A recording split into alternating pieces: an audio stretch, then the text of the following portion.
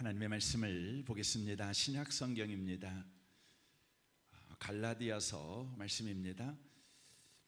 304페이지에 있습니다. 304페이지 갈라디아서 2장입니다.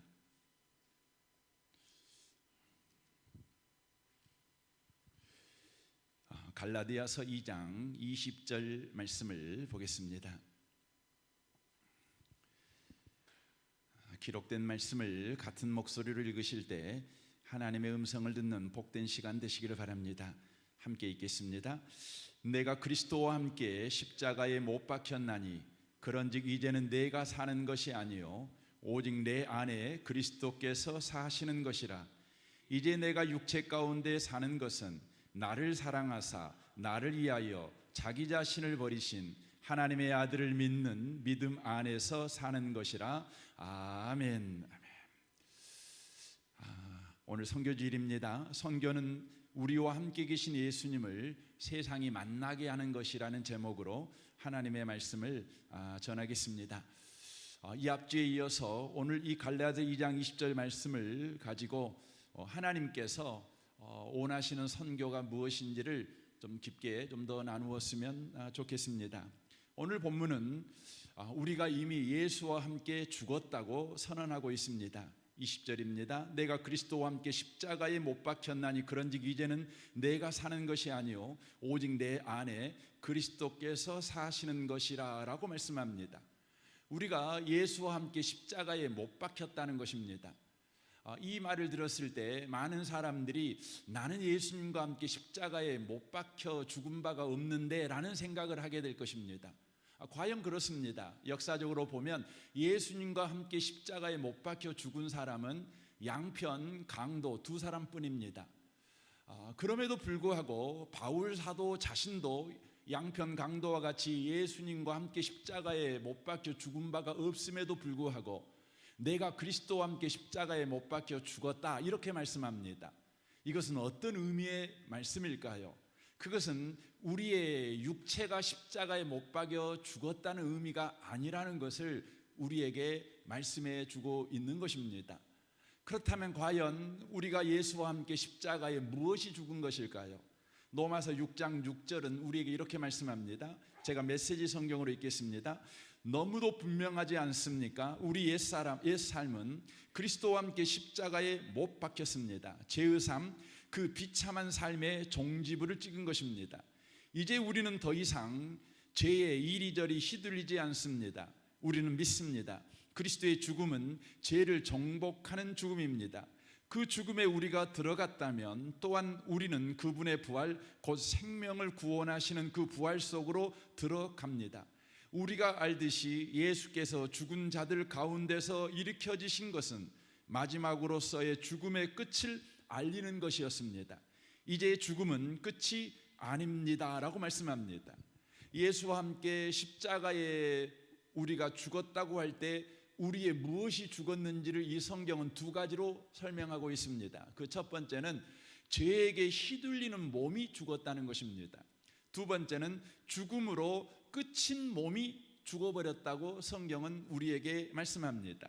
그러므로 예수를 믿었다는 것은 이제 더 이상 죄에 휘둘리는 몸, 또 죽음으로 끝나는 몸을 가지고 살지 않는다는 것을 의미하고 있는 것입니다.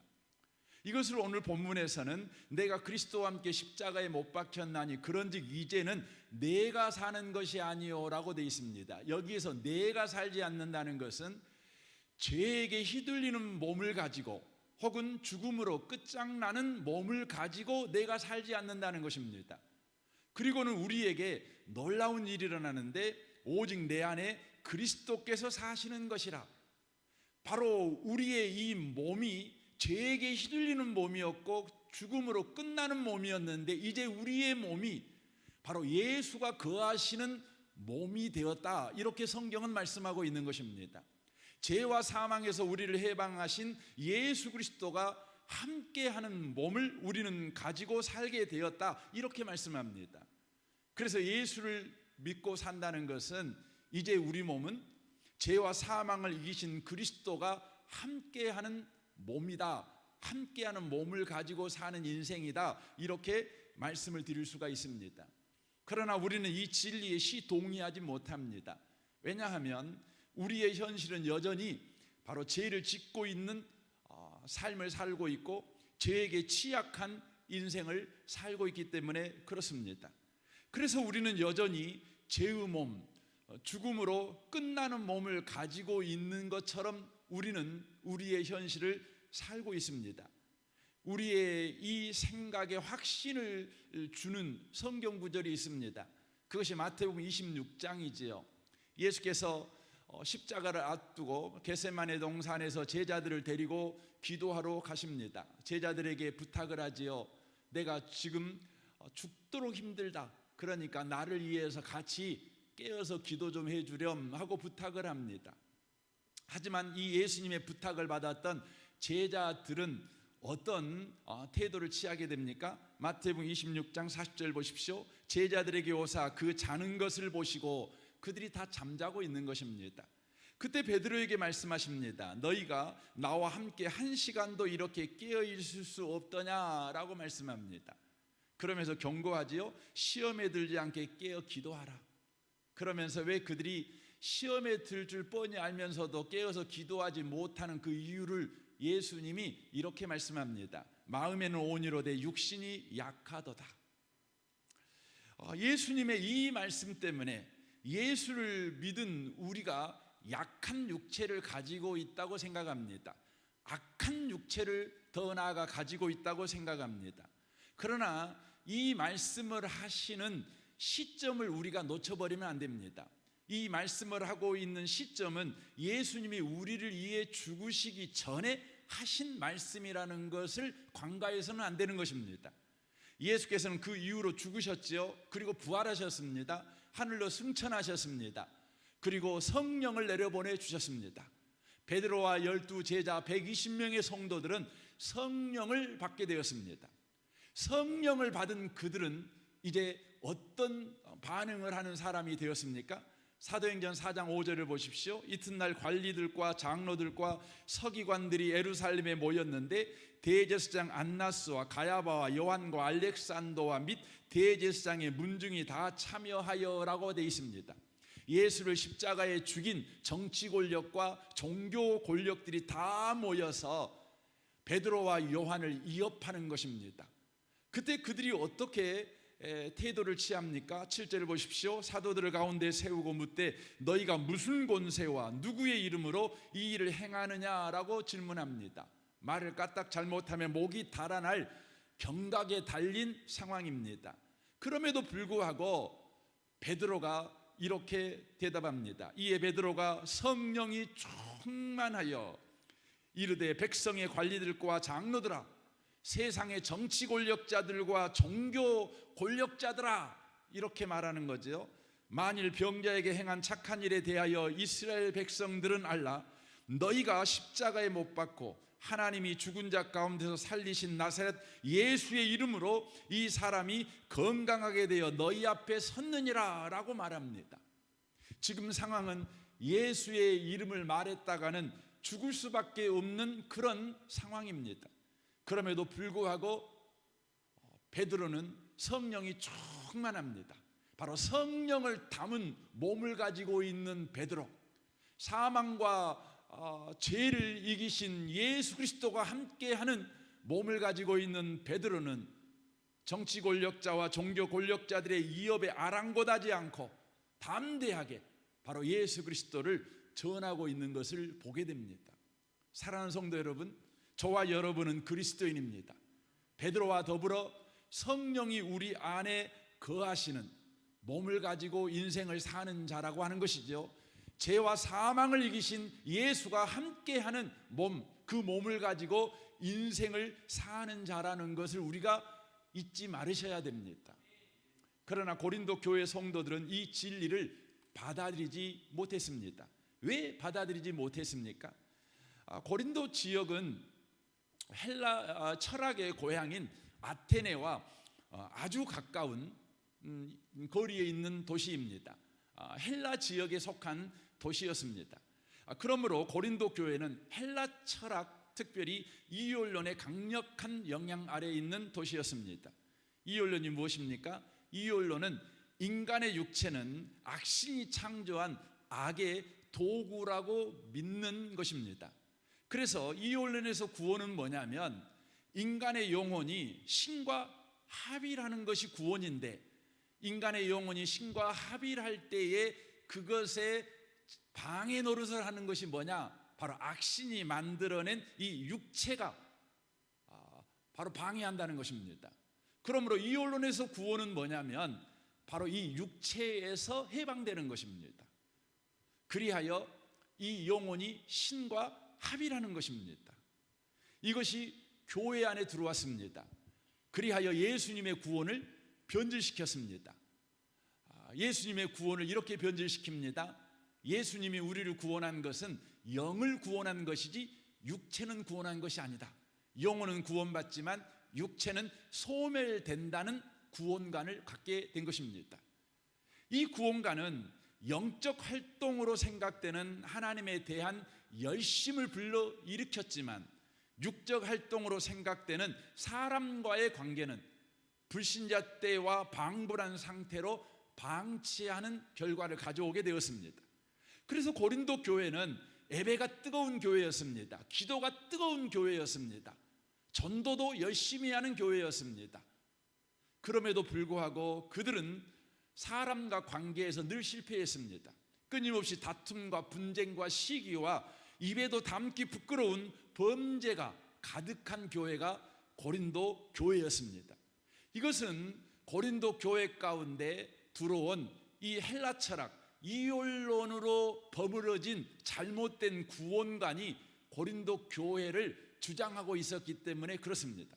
그래서 바울 사도는 고린도 전서를 써서 그것을 바로 교정하는 일을 하는 것입니다. 고린도전서 3장 16절을 보십시오. 너희는 너희가 하나님의 성전인 것과 하나님의 성령이 너희 안에 계시는 걸 알지 못하느냐? 너희의 몸은 죄의 도구가 아니다. 악의 도구가 아니다. 악신이 바로 악의 도구로 만들어 세상을 악으로 충만케 하기 위해서 만들어 놓은 것이 아니다. 너희들의 육체는 창조주 하나님이 만들었다. 그런데 너희들이 죄를 지어 이 육체가 죄에게 휘둘리는 육체가 되었고 죽음으로 끝나는 육체가 되어버렸지만 우리 주 예수 그리스도가 십자가에서 너와 더불어 죽음으로 말미암아 거기에서 우리를 해방했다. 이제 너의 몸은 주님이 담겨있는 몸이다. 성령이 바로 담겨져 있는 몸이요 성령을 품고 있는 몸이다. 이렇게 말씀합니다. 17절 보십시오. 누구든지 하나님의 성전을 더럽히면 하나님이 그 사람을 멸하시리라. 하나님의 성전은 거룩하니 너희도 그러하니라. 아무도 자신을 속이지 말라. 너희 중에 누구든지 이 세상에서 지혜 있는 줄로 생각하거든 어리석은 자가 되라. 그리하여야 지혜로운 자가 되리라. 이 세상 지혜는 하나님께 어리석은 것이니 기록된 바 하나님은 지혜 있는 자들로 하여금 자기 꾀에 빠지게 하시는 이라 하였고 또 주께서 지혜 있는 자들의 생각을 헛것으로 아신다 하셨느니라 라고 말씀합니다. 여기에 세상 지혜는 헬라 철학을 말하는 것이지요. 육체는 악신이 창조한 악의 공장이다. 이게 세상 지혜입니다. 이 말은 속이는 말이라는 것이죠. 거짓말이라는 것이죠. 이 말에 넘어가지 말라는 것입니다. 이 말에 넘어가면 우리는 헛된 인생을 살게 된다. 허무한 인생을 살 수밖에 없게 된다라고 말씀합니다. 이제 예수 믿는 우리는 성령이 임재하시는 성전이 되었다. 성전이 뭡니까? 거룩할 성자에 집전자 쓰지 않습니까? 거룩한 집이다. 거룩한 것을 담고 있는 집이 바로 너의 인생이며 너의 몸이다. 이렇게 바울 사도는 지금 이야기를 하고 있는 것입니다. 그러므로 성령을 담고 있는 거룩한 몸이니 너의 몸의 모든 활동은 이제 거룩해야 된다. 몸으로 하는 모든 활동은 거룩해야 된다. 영적 활동이 몸을 지배해서 몸이 하는 모든 일은 거룩해야 된다. 이렇게 말하고 있는 것입니다. 그러므로 특히 몸과 몸이 부딪히는 사람과의 관계에서 특별히 거룩해야 된다. 그것을 구구절절 써놓은 것이 고린도전서 말씀입니다. 특별히 고린도 12장에서는 하나님의 은사를 받은 사람, 그 능력을 가진 사람은 그 능력을 사람을 유익하는 데 써야 된다, 그렇게 말하고 있는 것이죠. 더 나아가 13절에서는 더 좋은 것을 보여주지요. 바로 사랑해야 된다. 너희들이 아무리 강력한 능력을 가지고 있고 종교적 헌신을 하는 열심히 있을지라도, 뛰어난 명예를 가지고 있을지라도 사랑이 없으면 너희들은 아무것도 아니다, 헛것이다, 헛것이야, 이렇게 말씀하시고 15장에 가서는 바로 몸의 부활을 바로 말하고 있는 것입니다. 우리 몸은 죽음으로 끝나지 않는다는 것이죠. 신령한 몸으로 부활한다는 것입니다. 그러나 우리가 부활하기 전까지 우리의 몸은 예수 믿기 전에 죄와 사망으로 끊임없이 바로 휘둘림을 당해서 상처받은 몸을 가지고 있죠. 그렇죠. 우리는 흠이 많은 몸을 지금 가지고 있습니다. 볼품없는 몸을 가지고 있습니다. 그러나 이 볼품없는 몸, 이 상처 많은 몸, 그런데 이 몸 속에다가 우리 주님께서 성령을 담으셨어요. 보물을 담으셨어요. 예수를 담았다는 것이죠. 그래서 고린도후서 4장 7절에 이렇게 말하지요. 우리가 이 보배를 질그릇에 가졌으니 라고 말합니다.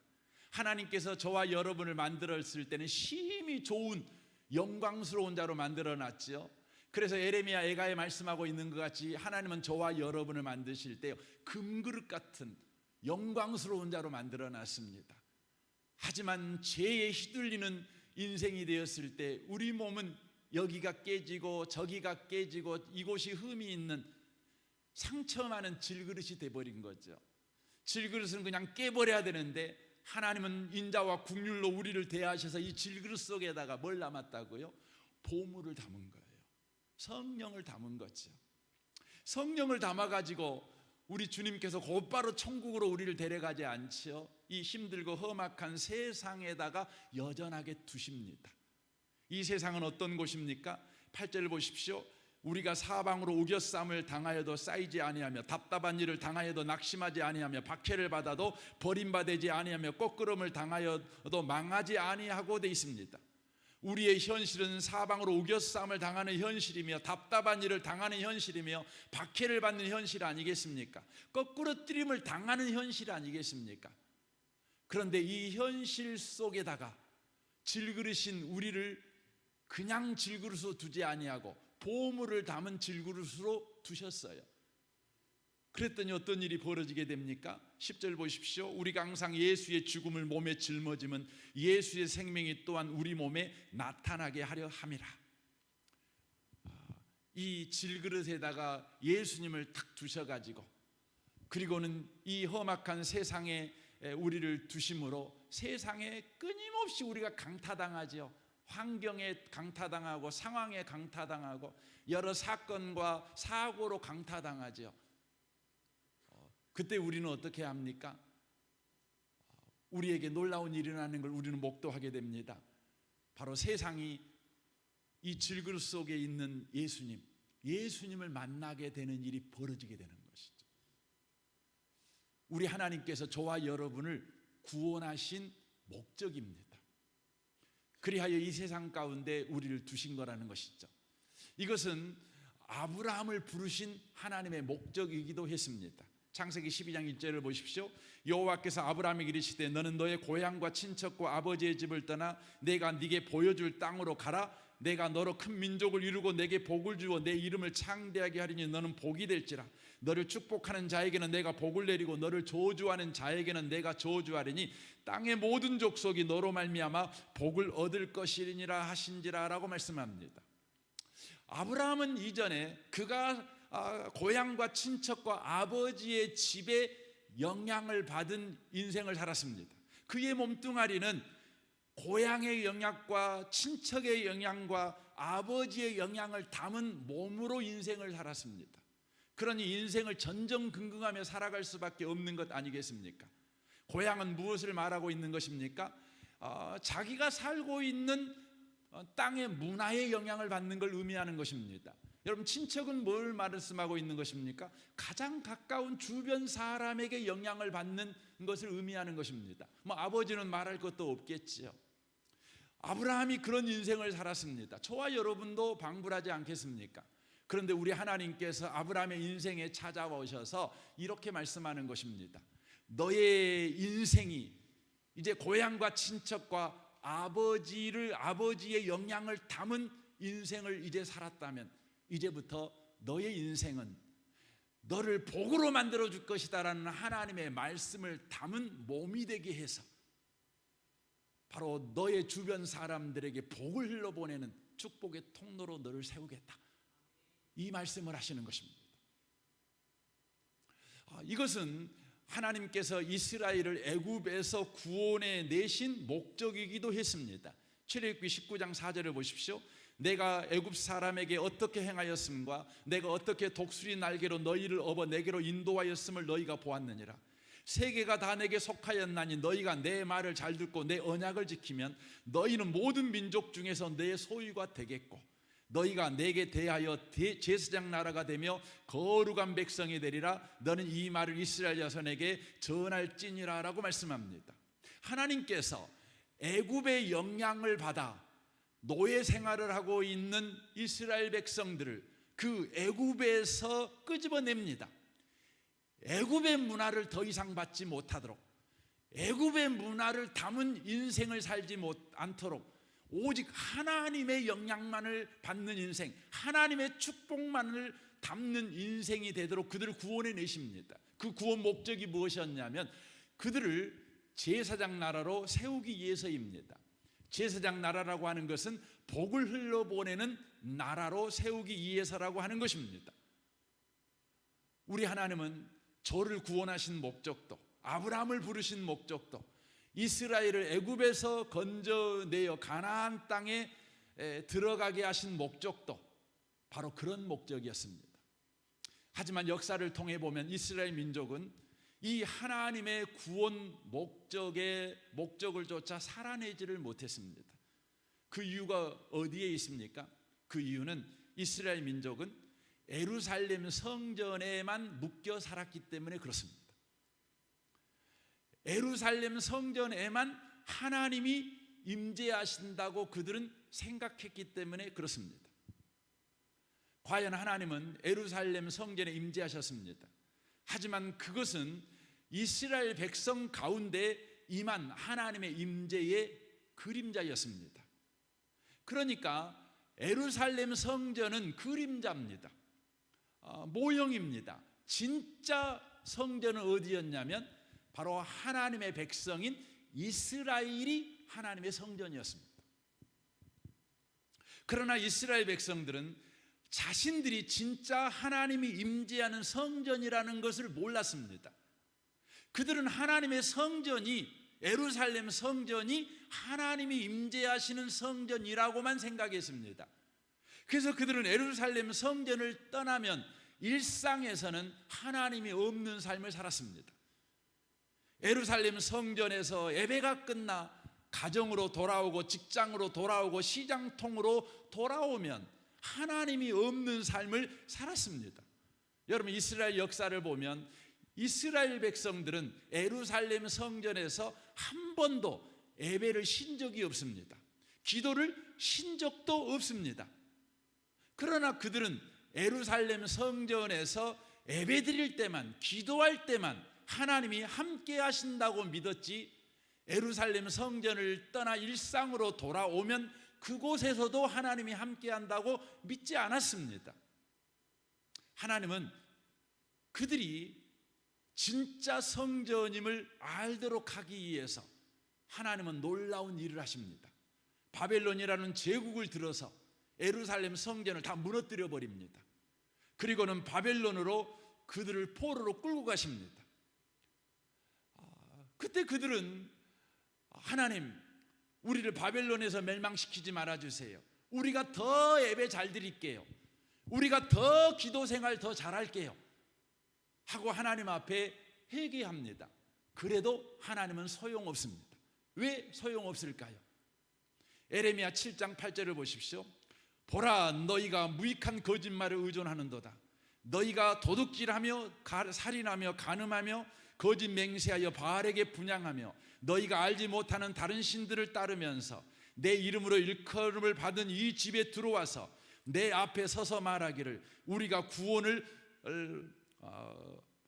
얻었나이다 하느냐. 이는 이 모든 가증한 일을 행하려 함이로다.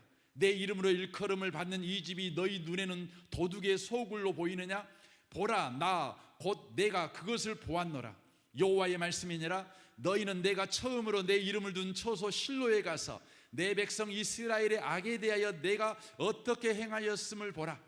여호와의 말씀이니라. 이제 너희가 이 모든 일을 행하였으며 내가 너희에게 말하되 새벽부터 부지런히 말하여도 듣지 아니하였고 너희는 너희를 불러도 대답하지 아니하였느니라. 내가 너희 모든 형제 곧 에브라임 온 자손을 쫓아낸 것 같이 내 앞에서 너희를 쫓아내리라 하셨다 할지니라. 그런즉 너는 이 백성을 위하여 기도하지 말라. 그들을 위하여 부르짖어 구하지 말라. 내게 간구하지 말라. 내가 내게서 듣지 아니하리라 라고 말씀합니다. 그들은 회개합니다. 주님, 우리가 예배 더 잘 드릴게요. 뜨겁게 예배 드릴게요. 예배 시간에 딴 생각 안 할게요. 두리번거리지 안 할게요.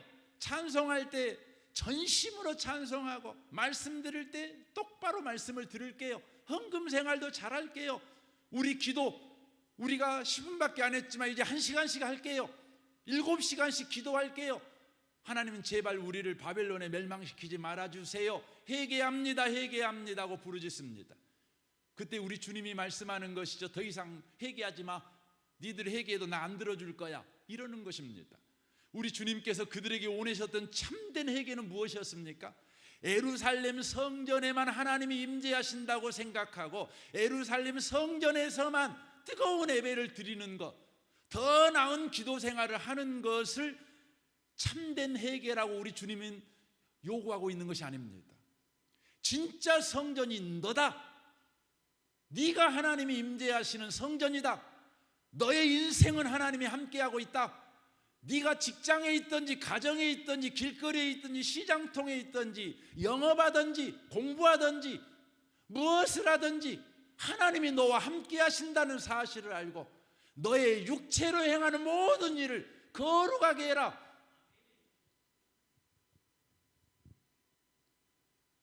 하나님께서 네가 서 있는 모든 곳에 함께 있다는 것, 모든 곳에 임재하고 있다는 것을 내가 너에게 가르쳐야 되겠다.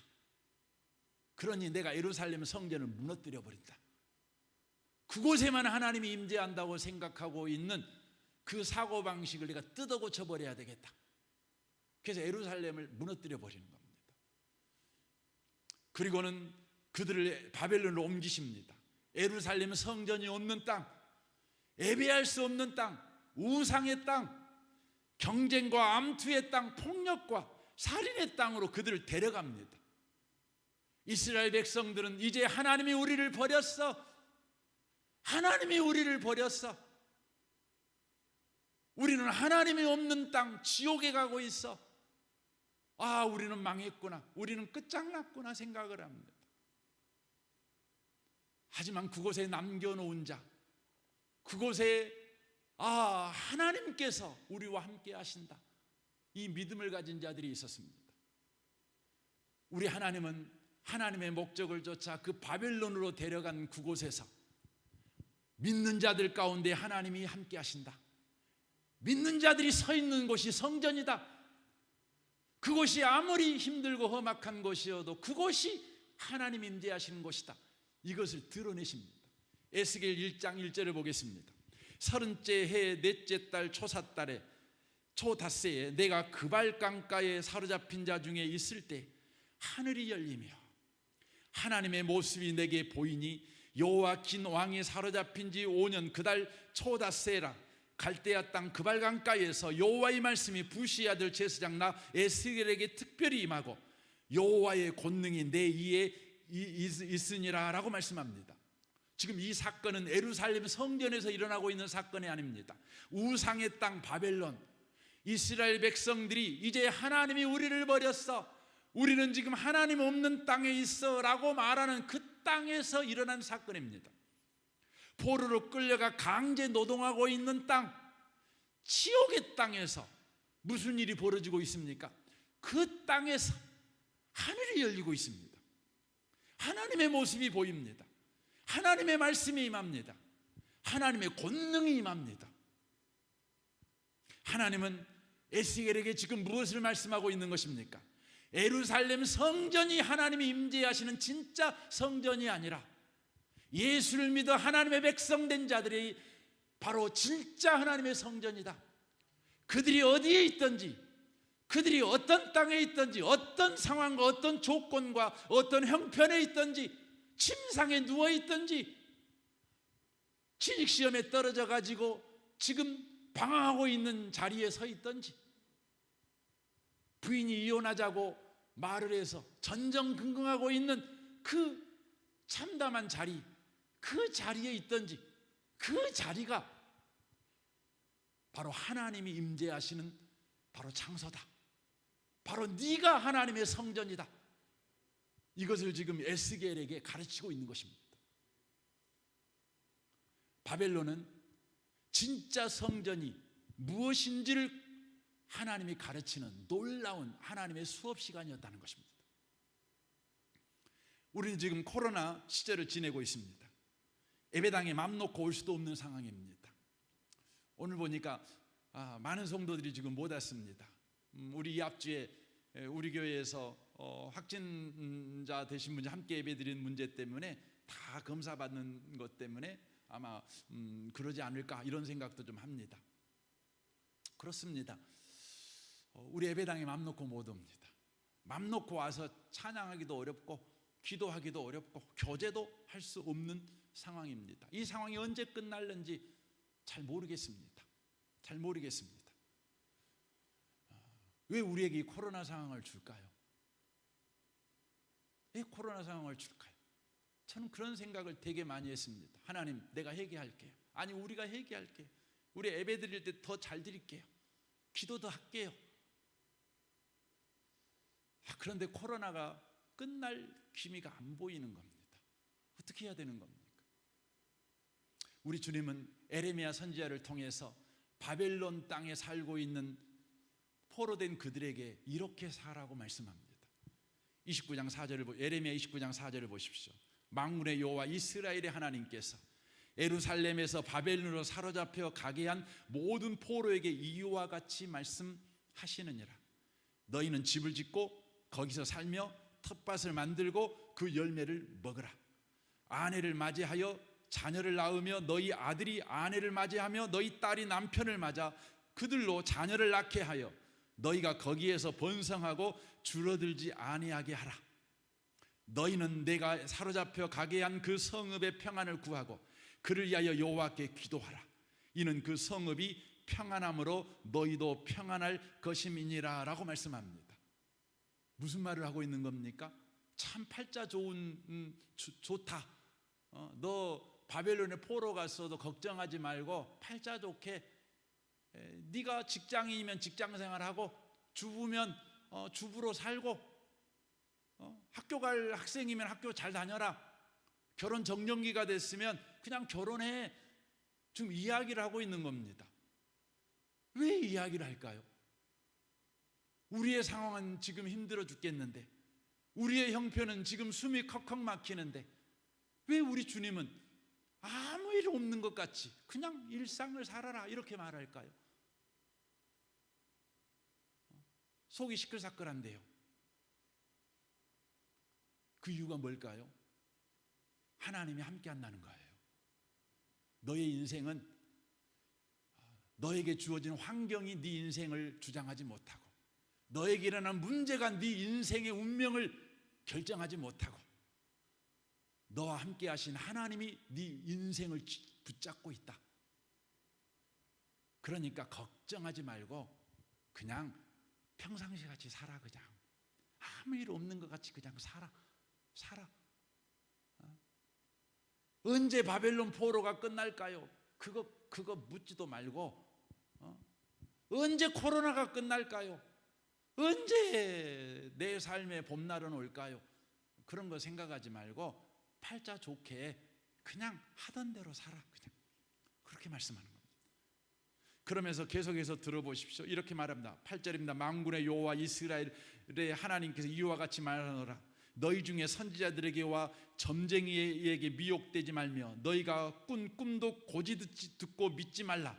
내가 그들을 보내지 아니하였어도 그들이 내 이름으로 거짓으로 예언함이라 여호와의 말씀이니라 라고 말씀합니다. 선지자들이 거짓말을 한다는 거죠. 무슨 거짓말을 합니까? 우리가 회개 운동을 하면, 우리가 예배를 회복하고 기도를 회복하면, 요즘식으로 말하면 코로나 끝나. 그거 거짓말이라는 거예요. 바벨론 포로 시기에 끝나. 거짓말이라는 거예요. 그런 거짓말 믿지 말라는 거예요. 하나님께서 바벨론으로 그들을 데려온 이유는 예배가 문제가 아니라, 기도가 문제가 아니라, 자신이 진짜 성전인 줄을 모르고 하나님이 임재하시는 현실, 하나님이 함께하는 현실을, 인생을 살고 있다는 걸 모르고, 예배당에서는 신앙인같이 살지만 직장에서는 그냥 예수 없는 사람같이 살아요. 기도할 때는 하나님 없으면 안 돼요 하고 살지만, 자식 문제 앞에서는 내 능력이 없어서 내 자식이 문제예요, 그렇게 살아요. 우리 하나님이 말씀하는 거예요. 니들이 진짜 회복돼야 되는 것은 하나님이 함께하는 인생이라는 거예요. 이걸 회복해라. 뭔가 문제를 고치기 위해서 더 헌신하고 더 열심 내려고 하지 말아라. 문제를 고치려고 하지 말아라. 문제가 아니라 네가 진짜 하나님의 성전인 걸 모르는 게 문제다. 너의 어떤 상황과 어떤 형편과 어떤 조건에도 하나님이 능하신 손으로 네 인생을 붙잡고 있으며 하나님이 하나님다운 일을 하고 있다는 걸 네가 안 믿고 가정생활도 허퉁으로 하고, 그래서 현실을 어떻게 하면 도망갈까? 어떻게 하면 현실을 외면할까? 이렇게 살아간다는 거죠. 하나님이 임재하시니, 하나님이 일하시니 너에게 맡겨진 현실을 충실하게 살아라. 청소할 사람들은 청소부터 하고, 설거지할 사람은 설거지부터 하고, 어른 만나면 인사 잘하고, 애들 만나면 축복해 주고, 인상 쓰지 말고 인상 풀고, 그렇게 살아라. 그러면서 주님이 말씀하죠. 10절 보십시오. 여호와께서 이와 같이 말씀하시느니라. 바벨론에서 70년이 차면 내가 너희를 돌보고 나의 선한 말을 너희에게 성취하여 너희를 이곳으로 돌아오게 하리라. 너희들이 내가 생각했던 사람으로 성장하면 다시 돌아온다 이거예요. 니들이 뭔가를 해서 돌아오는 것이 아니라 니들이 진짜 성전이라는 걸 알면, 니들이 진짜 하나님이 임재하는 인생이구나. 내 인생은 죽음으로 끝장나는 것이 아니라 죽어도 부활하는 인생이구나. 죄가 내 인생을 그냥 우지자지 휘두르는 인생이 아니구나. 하나님께서 내 인생을 붙잡고 있는 여호와가 목자인 인생이구나. 이걸 알 때 우리 주님이 하신다는 것이죠. 그래서 우리가 너무 좋아하는 말씀이 11절에 나오고 있죠. 우리 같이 한번 11절 읽겠습니다. 여호와의 말씀이니라. 너희를 향한 나의 생각을 내가 아나니 평안이요 재앙이 아니니라. 너희에게 미래와 희망을 주는 것이니라 라고 말씀합니다. 오늘 선교주일입니다. 여러분, 선교가 뭘까요? 신약성경 사도행전에서 선교를 이렇게 에레미야의 버전을 신약 버전으로 이렇게 말합니다. 1장 6절입니다. 그들이 모였을 때 예수께 여쭈어 이르되 주께서 이스라엘 나라를 회복하심이 이때니까 하시니 이르시되 때와 시기는 아버지께서 자기의 고난에 두셨으니 너희 알 바 아니요 오직 성령이 너희에게 임하시면 너희가 권능을 받고 예루살렘과 온 유대와 사마리아와 땅끝까지 이르러 내 증인이 되리라 하시니라 라고 말씀합니다. 지금 이 말씀은 우리의 선교를 지금 말씀하고 있는 것이 아니라 하나님의 선교를 말씀하고 있는 거예요. 우리를 향한 하나님의 일하심을 지금 말씀해 주고 있는 것이죠. 우리는 이 사도행전, 특별히 여기 말씀을 우리가 해야 될 선교로 성경을 읽습니다. 아닙니다. 이 본문을 여러분 자세히 보시면 하나님이 우리 인생에 행하실 선교를 말씀하셔요. 뭐라고 말씀하죠? 오직 성령이 너에게 임하시면 내가 너에게 성령을 줄 거야. 이제 너는 성령을 담은 몸이 되게 할 거야. 그래서 네가 예루살렘에 있든지 유대 땅에 있든지 사마리아 땅에 있든지 땅 끝에도 있든지 바로 네 인생은 주님이 함께하는 인생이라는 것을 알게 만들어 버릴 거야. 이게 내 증인이 되리라는 말씀이에요. 나가서 전도해라 이 말이 아니에요. 선교해라 이 말이 아니에요. 무슨 말이에요? 네가 어디에 있든지, 네가 어떤 일을 하든지, 예루살렘이라는 곳에 있든지 유대 땅에 있든지 사마리아 땅에 있든지 땅 끝에 있든지 주님이 함께하는 인생이라는 걸 네가 반드시 알게 내가 만들어 버릴 거야. 이겁니다. 그래서 사도행전의 이야기를 여러분 쭉 읽어보시면요, 사도라는 사람이 헌신과 열심을 통해 복음 전하는 이야기 같죠? 아니에요. 사도행전을 여러분 우리가 사도행전 강의를 여러분 다 들었으니까 보시면 하나님께서 자기가 누구인지 모르는 베드로, 예수 안에 있는 자기가 누구인지 모르는 베드로, 그 베드로의 인생을 우리 하나님이 이끄십니다. 그가 성전 문 앞에 있죠. 그가 나중에 감옥에도 들어가지요. 그가 많은 장소에 있습니다. 그런데요, 그로 하여금 주님이 함께하는 인생이라는 것을 경험하게 만들어요. 바울도 마찬가지예요. 여러분, 바울의 인생을 우리 주님께서 이리 굽고 다니고 저리 굽고 다니고 저리 굽고 다니고 막 굽고 다닙니다. 데리고 다닙니다. 뭐 하십니까? 그곳에서 그가 경험하는 게 있어요. 바로 하나님이 함께하는 인생이라는 거예요. 이걸 증거하는 거예요. 그래서 바울 사도가 사도행전 28장 마지막 로마에서 뭘 전해요? 셋집에서 하나님 나라를 전해요. 하나님 나라가 뭐죠? 하나님이 통치하는 바로 인생이 하나님 나라예요. 예수 믿는 인생이 어떤 인생인가? 하나님이 통치하는 인생이라는 거예요. 사랑하는 성도 여러분, 우리는 먼 나라, 먼 타국에 가서 선교하는 분들이 있습니다. 우리는 후원해야 합니다. 기도로 후원하고 또 물질로 후원하고 또 단기 선교로 후원하고 우리 그것에 최선을 다해야 합니다. 그럼에도 불구하고 우리의 1차 선교는 뭡니까? 그 하나님의 선교에 우리가 보조를 맞추어 살아가는 거예요. 내 인생은 성령이 임한 인생이고 하나님께서 어떤 장소에든지 하나님이 함께하는 인생이라는 것을 알도록 나를 이끄시고 계시니 내가 거기에 맞추어서 나의 가정생활, 직장생활, 나에게 보내주신 모든 삶의 현장에서 살아가는 거예요. 기뻐하며 감사하며 기도하며 살아가는 거예요. 내게 맡겨준 일을 하나님이 지금 함께하는 인생 속에서 내게 주어진 일이라고 믿고 살아가는 것입니다. 저는 우리 은혜복음교회 성도님들이 그런 귀한 성도님들이 꼭 되시길 바랍니다. 하나님의 선교에 맞추어 살아가십시오. 여러분, 오늘 또 여러분에게 복잡한 일이 있을 겁니다. 어려운 일이 있을 겁니다. 그런데 여러분, 하나님이 여러분과 함께 하십니다. 여러분이 할 일을 하십시오. 기도하십시오. 감사하십시오. 기뻐하십시오. 축복하십시오. 인사도 하시고 밥도 만들어주고 용서도 하시고 그렇게 사십시오. 이 복 가운데 참여하는 모든 분들이 다 되시기를 주님의 이름으로 축원합니다. 아멘. 우리 시간에 같이 기도하기를 원합니다. 오늘 말씀을 우리 생각하면서 이 시간 여러분이 무엇을 기도해야 될 것인지 이 시간 생각을 아마 하실 것입니다. 이 시간 같이 한번 기도하기를 원합니다. 기도하겠습니다.